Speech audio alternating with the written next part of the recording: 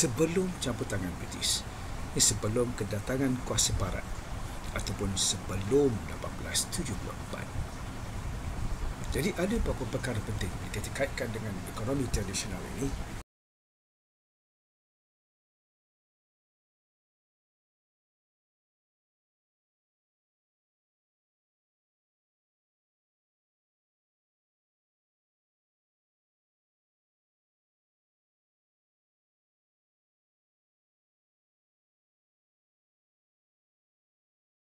Sama ada dari segi jenis kegiatan ekonomi yang dijalankan, sama ada jenis tanaman, jenis ternakan, ataupun dari segi peralatan, dari segi kaedah pertanian, dari segi pendapatan dan juga hasil daripada kegiatan pertanian itu. Semua itu adalah ciri-ciri penting yang boleh kita bicarakan. Jadi teruskan bersama saya untuk memahami apakah sebenarnya ciri-ciri ekonomi tradisional di tanah Melayu sebelum kedatangan ataupun sebelum campur tangan ataupun sebelum 1874.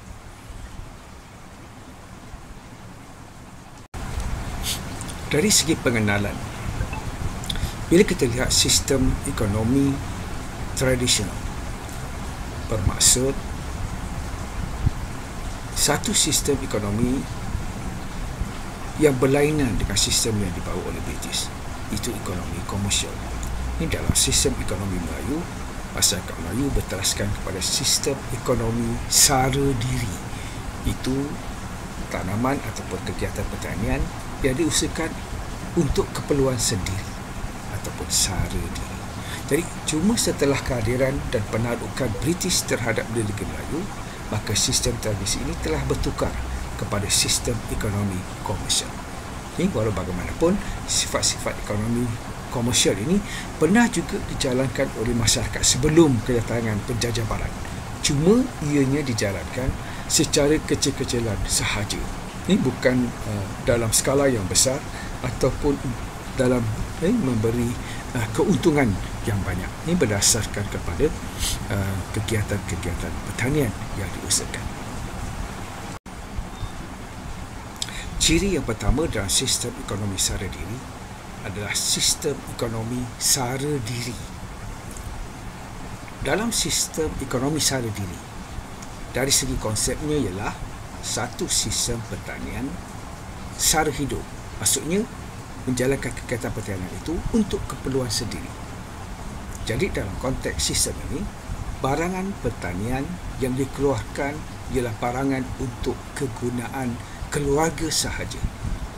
Ia tidak berfokuskan kepada lebihan pengeluaran.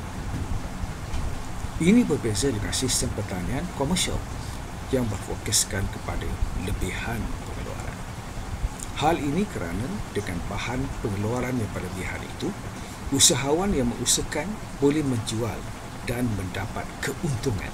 Tetapi dalam sistem ekonomi sara diri, mereka bercucuk tanam seperti menanam padi adalah untuk keperluan makanan ahli keluarga mereka. Mungkin ada sedikit lebihan saja yang dijual untuk ditukar dengan barangan yang lain. Jadi dalam menjawab persoalan ini, pelbagai faktor perlu diambil kira. Ia perlu dilihat dari segi aspek sistem kerja, sistem pemilikan tanah, sistem kenegaraan, teknologi yang digunakan, hubungan petani dengan dunia luar dan juga sumber pertanian. Jadi mengapakah masyarakat Melayu tradisi tidak menjuruskan sistem ekonominya ke arah sistem ekonomi komersial? Itu yang nak kita perbahaskan. Ini yang dalam pembelajaran pada hari ini.